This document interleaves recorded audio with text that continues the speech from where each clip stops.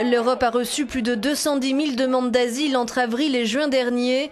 Des migrants qui ont déposé un dossier pour la première fois, soit une hausse de 15% par rapport au premier trimestre de cette année. Mais ce chiffre correspond à une augmentation de 85% comparée à la même époque l'an dernier. Des personnes qui, pour la plupart, fuient le conflit syrien.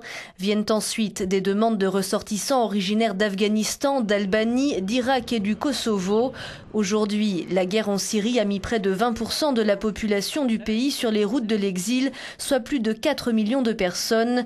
La Turquie en accueille la moitié, mais au final, ce sont près de 9 Syriens sur 10 qui trouvent refuge dans les pays voisins, en ajoutant le Liban et la Jordanie. Les demandeurs d'asile se tournent en premier lieu vers l'Allemagne, qui reçoit plus de 40% des requêtes, puis vers la Hongrie, l'Autriche et la Suède. La France, elle, arrive en 5e position. La Hongrie est devenue le pays où le nombre de demandes par habitant est le plus élevé de l'Union européenne. Mais à l'inverse, pour ce ratio, l'Hexagone se retrouve dans le bas du tableau. À ce jour, plus de 600 000 personnes sont déjà en attente de leur statut de réfugié au sein de l'Union européenne.